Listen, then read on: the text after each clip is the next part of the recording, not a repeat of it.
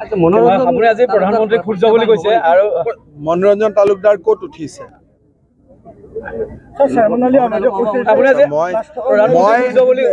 মই এইবাৰ নিৰ্বাচনত বিৰোধী পক্ষৰ কথা কতো উল্লেখে কৰা নাই কাৰণ বিৰোধী প্ৰাৰ্থীবিলাকৰ নাম ৰাইজেই নাজানে মই কলে মই মনত পেলাই দিয়া হ'ব সেইকাৰণে ময়ো এতিয়া ইয়াতে যদি আপুনি 10 জনক সোধে কংগ্ৰেছৰ প্ৰাৰ্থী কোন নামেই নাজানে বোলে CPMৰ প্ৰাৰ্থী কোন নামেই নাজানে নিৰ্দলীয় কোন নামেই নাজানে সেইকাৰণে মই আৰু কাকো মনত পেলাই দিয়া নাই চাওক নৰেন্দ্ৰ মোদী দেশৰ প্ৰধানমন্ত্ৰী গৰাকীৰ পৰাই দেশৰ শাসনতন্ত্ৰ পৰিচালনা হয় প্ৰধানমন্ত্ৰী গৰাকী যেতিয়া সুস্থ থাকে স্বাস্থ্যৱান থাকে আৰু তেখেতৰ বিবেক আৰু জ্ঞান বুদ্ধি যেতিয়া জনগণৰ পক্ষত থাকে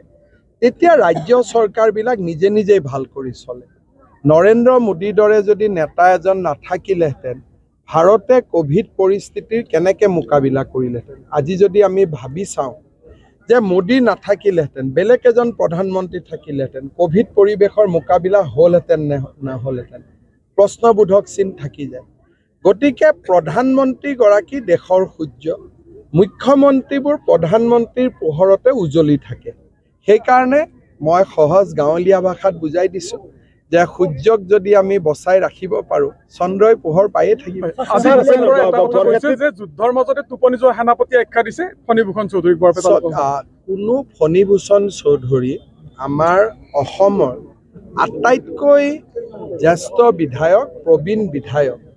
এইবিলাক অশালীন অশুভনীয় শব্দৰ ব্যৱহাৰ আমি যদি নকৰোঁ ভাল কাৰণ আকৌ ফণীদাক লগ পালে ভূপেন বৰাই ফণীদা বুলি মাতিব লাগিব গতিকে যিমানে আমি অশুভনীয় শব্দৰ ব্যৱহাৰ নকৰোঁ মইনো ইলেকশ্যনত কাৰো কথা এটাও শব্দ কিয় বেয়াকৈ কোৱা নাই কাৰণ বেয়াকৈ কৈ লাভ নাই আকৌ ইলেকশ্যনৰ পিছতে লগালগি হ'ব লাগে সেইকাৰণে মই ভাবোঁ যে ভূপেন বৰাই হওক আন নেতাই হওক কোনে টোপনি গৈছে কোনেনো টোপনি নোযোৱাকৈ থাকিব পাৰে মানুহেতো শুবই লাগিব গতিকে এই ধৰণৰ কথা কৈ মিলি পৰিৱেশটো বেয়া কৰিব নালাগে সংখ্যালঘু ভাল কৰিব পাৰোঁ সেই বিষয়ে কথা কওক এজিপিতকৈ কেনেকৈ ভাল হ'ব সংখ্যালঘু লোকসকল ইয়াত যথেষ্ট লোক ওলাই আছে সমষ্টিত আগৰে পৰা সংখ্যালঘু লোকৰ এটা বুজন সংখ্যকে আমাৰ দলৰ প্ৰাৰ্থী নাৰায়ণ ডেকাক ভোট দিয়ে গতিকে সংখ্যালঘু ৰাইজৰ বা মুছলমান ৰাইজৰ মৰম চেনেহ বৰক্ষেত্ৰীত বিজেপিৰ লগত আগৰ পৰাই আছে এইবাৰ সংখ্যাগুৰু সংখ্যালঘু দুইটা সম্প্ৰদায়ৰ ৰাইজ বিজেপিৰ মিটিঙত আহিছে শুনিছে ভোট কিমানে দিয়ে মই নাজানো এটা প্ৰক্ৰিয়া আৰম্ভ হৈছে ই কিমান দূৰলৈকে যায় ইলেকশ্যনৰ পিছত গম পাম চক তেওঁ কৈছে বিজেপিক ভোট নিদিয়ে কিছুমানে আকৌ আমাৰ সভাত আহি কৈছে যে আমি ভোট দিম গতিকে বেলট পেপাৰত আমি গম পাম যে আচল কাৰটো শুদ্ধ চেয়াৰমান আলী শুদ্ধ নে আমি দেখি থকাবোৰ শুদ্ধ গতিকে ভোটলৈকে অপেক্ষা কৰোঁ আজি অমিত শ্বাহ আহি আছে কেনেকুৱা আজি গধূলি অমিত শ্বাহ ডাঙৰীয়াৰ এটা ৰোড শ্ব' আছে এটা ঐতিহাসিক ৰোড শ্ব' হ'ব 1 লাখতকৈও অধিক লোকে অংশগ্ৰহণ কৰিব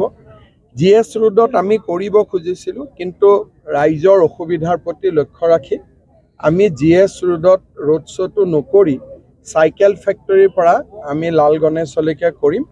আৰু মই ভাবোঁ যে শান্তিপূৰ্ণভাৱে হৈ যাব মই এটা আপোনালোকৰ জৰিয়তে অনুৰোধ কৰিম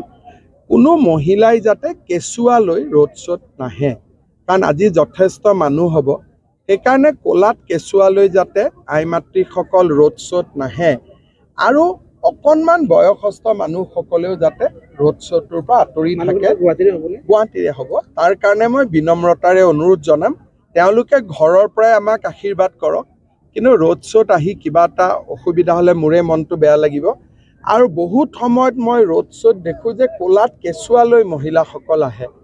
আৰু শিশুটোৱে কষ্ট পায় আৰু ইমান মানুহৰ লগত থাকিলে শ্বাস নিশ্বাসতো বহুত বেমাৰ আজাৰ